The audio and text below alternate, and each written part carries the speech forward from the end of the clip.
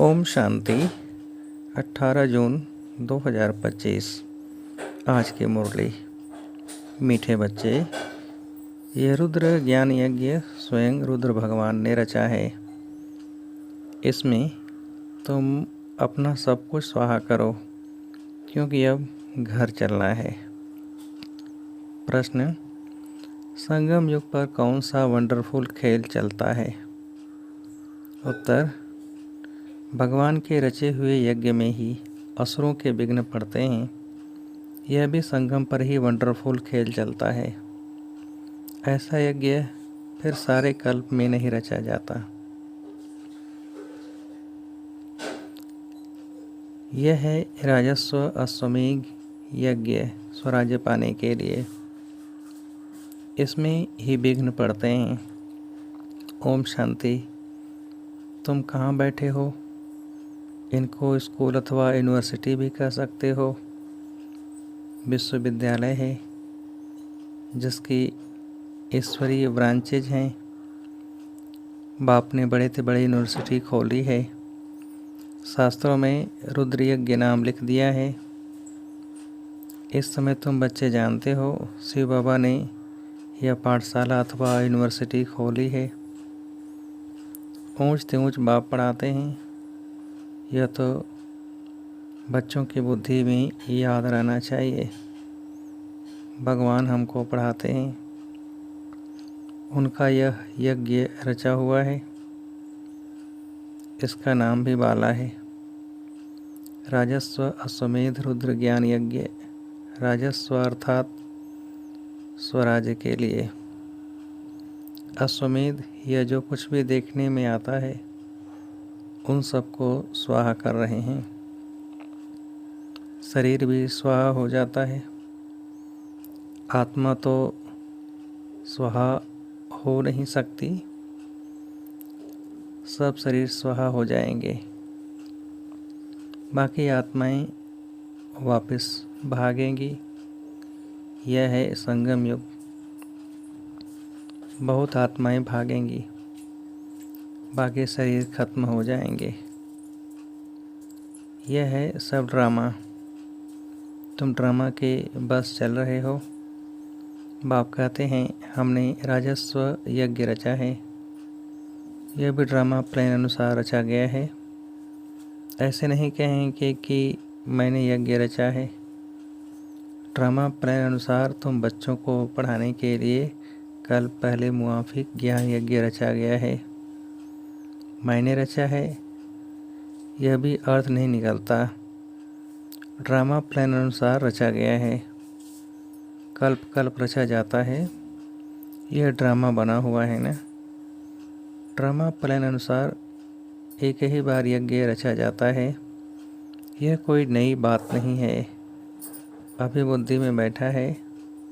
बरोबर 5000 वर्ष पहले भी सतयुग था। अब चक्र फिर रिपीट हो रहा है। फिर से नई दुनिया स्थापन हो रही है।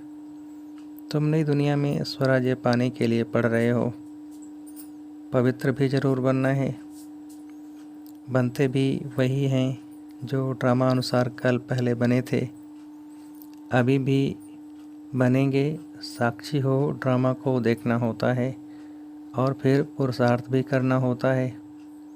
बच्चों को मार्ग भी बताना है। मुख्य बात है पवित्रता की। बाप को बुलाते ही हैं कि आओ पवित्र बनाकर हमको इस छी दुनिया से ले जाओ। बाप आए ही हैं घर ले जाने के लिए। बच्चों को पॉइंट्स बहुत दी जाती है। मुख्य बात फिर भी बाप कहते हैं मन मना भव। पावन बनने के लिए बाप को याद करते हैं। यह भूलना नहीं चाहिए। जितना याद करेंगे उतना फ़ायदा होगा। चार्ट रखना चाहिए, नहीं तो फिर पिछाड़ी में फेल हो जाएंगे। बच्चे समझते हैं हम ही सतो प्रधान थे। नंबरवार पुरुषार्थ अनुसार जो ऊंच बनते हैं उनको मेहनत भी जास्ती करनी पड़ेगी। याद में रहना पड़ेगा। यह तो समझते हो। बाकी थोड़ा समय है, फिर सुख के दिन आने हैं, बरोबर हमारे अथाह सुख के दिन आने हैं। बाप एक ही बार आते हैं, दुख धाम खलास कर अपने सुख धाम ले चलते हैं। तुम बच्चे जानते हो, अभी हम ईश्वरी परिवार में हैं, फिर दैवी परिवार में जाएंगे। इस समय का ही गायन है, यह संगम ही पुरुषोत्तम ऊंच बनने का युग है। तुम बच्चे जानते हो, हमको बेहद का बाप पढ़ा रहे हैं। फिर आगे चल सन्यासी लोग भी मानेंगे, वह भी समय आएगा ना। अभी तुम्हारा प्रभाव इतना नहीं निकल सकता, अभी राजधानी स्थापन हो रही है, टाइम पड़ा है। पिछाड़ी में सन्यासी आदि भी आकर समझेंगे सृष्टि का चक्र कैसे फिरता है, यह नॉलेज कोई में है नहीं। यह भी बच्चे जानते हैं पवित्रता पर कितने विघ्न पड़ते हैं, अबलाओं पर अत्याचार होते हैं।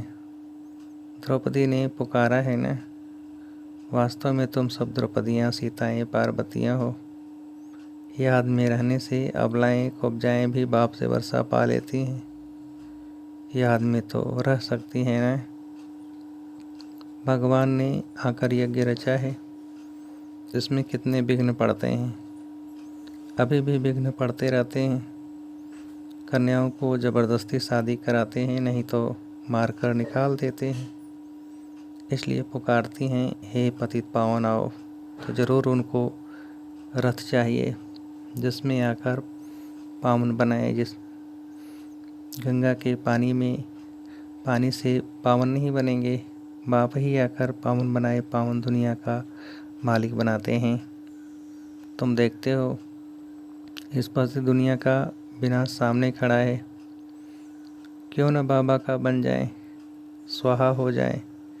पूछते हैं स्वाहा कैसे हों, ट्रांसफ़र कैसे करें। बाबा कहते, बच्चे तुम इस साकार बाबा को देखते हो ना, ये खुद करके सिखा रहे हैं। जैसा कर्म हम करेंगे, हमको देखा और करेंगे। बाप ने इनसे कर्म कराया ना, सारा यज्ञ में स्वाहा कर दिया। स्वाहा होने में कोई तकलीफ़ थोड़ी ही है। यह न बहुत साहूकार न गरीब था, साधारण था। यज्ञ रचा जाता है तो उसमें खान पान के सब सामग्री चाहिए ना। यह है ईश्वरीय यज्ञ। ईश्वर ने आकर इस ज्ञान यज्ञ की स्थापना की है, तुमको पढ़ाते हैं। इस यज्ञ की महिमा बहुत भारी है। ईश्वरीय यज्ञ से ही तुम्हारा शरीर निर्वाह होता है। जो अपने को अर्पणमय समझते हैं, ये हम ट्रस्टी हैं, यह सब कुछ ईश्वर का है। हम शिव बाबा के यज्ञ से भोजन खाते हैं, यह समझ की बात है ना। यहाँ तो नहीं सबको आकर बैठना है। इनका सैंपल तो देखा, कैसे सब कुछ स्वाहा किया। बाबा कहते हैं, जैसे कर्म यह करता है, इनको देख औरों को भी आया।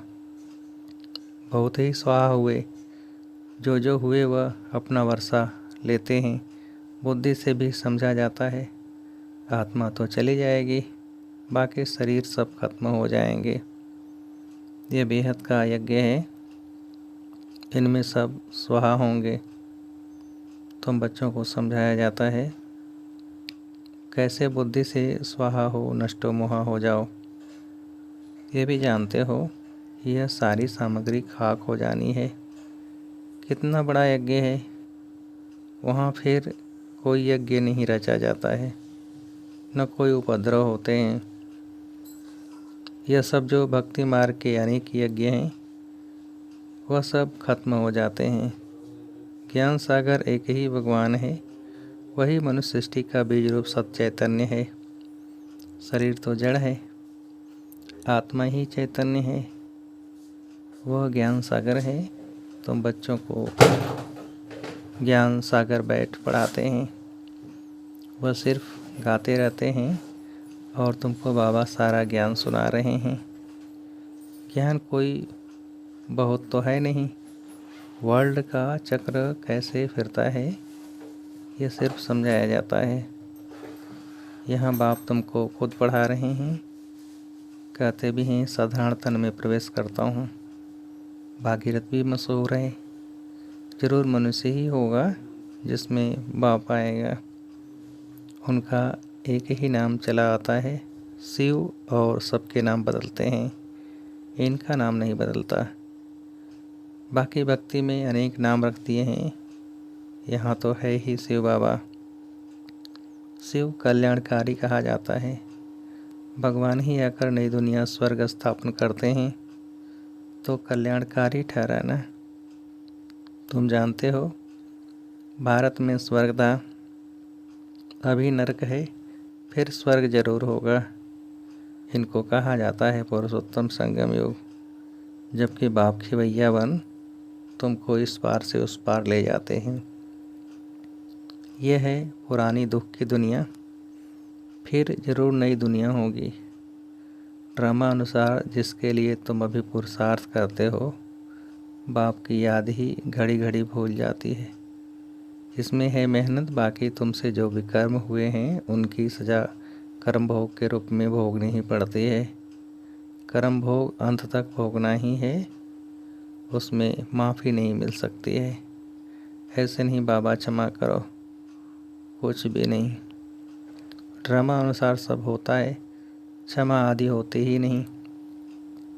हिसाब किताब चुक तो करना ही है। तमो प्रधान से सतो प्रधान बनना है।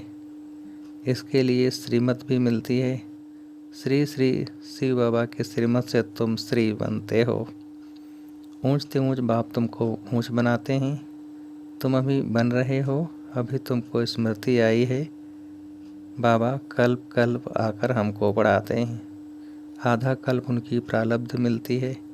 सृष्टि चक्र कैसे फिरता है उस नॉलेज की दरकार नहीं रहती। कल्प कल्प एक ही बार आकर बतलाते हैं कि यह सृष्टि का चक्र कैसे फिरता है। तुम्हारा काम है पढ़ना और पवित्र बनना, योग में रहना है। बाप के बनकर और पवित्र नहीं बनेंगे तो 100 गुणा दंड पड़ जाएगा। नाम भी बदनाम हो जाता है। गाते भी हैं सतगुरु का निंदक ठौर न पाए। मनुष्यों को पता नहीं कि यह कौन है। सत बाप ही सतगुरु सत टीचर होगा ना। तुमको पढ़ाते वह हैं, सच्चा सतगुरु भी है। जैसे बाप ज्ञान का सागर है, तुम भी ज्ञान के सागर हो ना। बाप ने तो सारा ज्ञान दे दिया है। जिसने इतना कल पहले धारण किया है उतना ही करेंगे। पुरुषार्थ करना है, कर्म बिगड़ तो कोई रह न सके। कितने भी हठ योग आदि करते हैं वह भी कर्म है ना। यह भी एक धंधा है आजीविका के लिए। नाम होता है, बहुत पैसा मिलता है, पानी पर आग पर चले जाते हैं, सिर्फ उड़ नहीं सकते हैं। उसमें तो पेट्रोल आदि चाहिए ना। लेकिन इनसे फ़ायदा तो कुछ नहीं, पावन तो बनते नहीं। साइंस वालों की भी रेस है, उनकी भी है साइंस की रेस, और तुम्हारी है साइलेंस की। सब शांति ही मांगते हैं। बाप कहते हैं शांति वो तुम्हारा स्वधर्म है। अपने को आत्मा समझो, अपने घर चलना है शांति धाम। यह है दुख धाम। हम शांति धाम से फिर सुख धाम में जाएंगे। यह दुख धाम खलास होना है। यह अच्छी रीति धारण कर फिर औरों को धारण कराना है। बाकी थोड़े रोज हैं, वह पढ़ाई पढ़कर फिर शरीर निर्वार्थ माथा मारना पड़ता है। तकदीरवान बच्चे फौरन निर्णय ले लेते हैं कि हमें कोई भी कौन सी पढ़ाई पढ़नी है, उस पढ़ाई से क्या मिलता है और इस पढ़ाई से क्या मिलता है। इस पढ़ाई से तो 21 जन्मों की प्रारब्ध बनती है, तो ख्याल करना चाहिए कि हमको कौन सी पढ़ाई पढ़नी है। जिसको बेहद के बाप से वर्षा पाना है वह बेहद की पढ़ाई में लग जाते हैं। परंतु ड्रामा प्लान अनुसार कोई की तकदीर में नहीं है तो फिर उस पढ़ाई में चटक पड़ते हैं। यह पढ़ाई नहीं पढ़ते, कहते फुर्सत नहीं मिलती। बाबा पूछते हैं कौन सी नॉलेज अच्छी, उनसे क्या मिलेगा और इनसे क्या मिलेगा। कहते हैं बाबा जिस्मानी पढ़ाई से क्या मिलेगा, थोड़ा करके कमाएंगे। यहाँ तो भगवान पढ़ाते हैं, हमको तो पढ़कर राजाई पद पाना है। तो ज़्यादा ध्यान किस बात पर देना है? कोई तो फिर कहते बाबा वह कोर्स पूरा कर फिर आएंगे। बाबा समझ जाते हैं इनके तकदीर में नहीं है, क्या होना है सो आगे चल देखना है। समझते हैं शरीर पर भरोसा नहीं है तो फिर सच्ची कमाई में लग जाना चाहिए। जिसकी तकदीर में है वही अपनी तकदीर जगाएंगे। पूरा जोर लगाना है, हम तो बाप से वर्षा लेकर ही छोड़ेंगे। बेहद का बाबा हमको राजाई देते हैं तो क्यों न यह एक अंतिम जन्म हम पवित्र बनेंगे। इतने ढेर बच्चे पवित्र रहते हैं, झूठ थोड़े ही बोलते हैं। सब पुरुषार्थ कर रहे हैं, पढ़ रहे हैं, फिर भी विश्वास नहीं करते। बेहद का बाप आते ही तब हैं जब पुरानी दुनिया को नया बनाना होता है। पुरानी दुनिया का विनाश तो सामने खड़ा है, यह बहुत क्लियर है। समय भी बरोबर वही है, अनेक धर्म भी हैं। सतयुग में होता ही एक धर्म है, यह भी तुम्हारी बुद्धि में है। तुम्हारे में भी कोई है जो निश्चय अर्जुन कर रहे हैं। अरे निश्चय करने में टाइम लगता है क्या? शरीर पर भी भरोसा थोड़ा ही है, ज़रा भी चांस गंवाना नहीं चाहिए। किसकी तकदीर में नहीं है तो ज़रा भी बुद्धि में आता नहीं है। अच्छा, मीठे मीठे से खिलते बच्चों प्रति माता पिता बाप दादा का याद प्यार और गुड मॉर्निंग। रूहानी बाप की रूहानी बच्चों को नमस्ते। हम रूहानी बच्चों की रूहानी बाप को नमस्ते। धारणा के लिए मुख्य सार। पहली पॉइंट, सच्ची कमाई का 21 जन्मों के लिए अपनी तकदीर बनानी है। शरीर पर कोई भरोसा नहीं है, इसलिए ज़रा भी चांस नहीं गंवाना है। दूसरी पॉइंट, नष्ट मोहा बनकर अपना सब कुछ रुद्र यज्ञ में स्वाहा करना है। अपने को अर्पण कर ट्रस्टी हो संभालना है। साकार बाप को फॉलो करना है। वरदान, ईश्वरी नशे द्वारा पुरानी दुनिया को भूलने वाले सर्व प्राप्ति संपन्न भव। विस्तार, जैसे यह नशा सब कुछ भुला देता है, ऐसे यह ईश्वरी नशा दुखों की दुनिया को सहज ही भुला देता है। उस नशे में तो बहुत नुकसान होता है, अधिक पीने से खत्म हो जाते हैं, लेकिन यह नशा अविनाशी बना देता है। जो सदा ईश्वरी नशे में मस्त रहते हैं वह सर्व प्राप्ति संपन्न बन जाते हैं। एक बाप दूसरा न कोई, यह स्मृति ही नशा चढ़ाती है। इसी स्मृति से समर्थी आ जाती है। स्लोगन, एक दो को कॉपी करने के बजाय बाप को कॉपी करो। अव्यक्त सारे, आत्मिक स्थिति में रहने का अभ्यास करो, अंतर्मुखी बनो। अंतर्मुखी रहने वाले ही हर ज्ञान रत्न की गुह्यता में जा सकते हैं। ज्ञान की हर पॉइंट का राज क्या है और किस समय किस विधि से उस कार्य में व सेवा में लगाना है, इस तरह से उस पर मनन करते उस राज के रस में चले जाओ तो नशे की अनुभूति कर सकेंगे।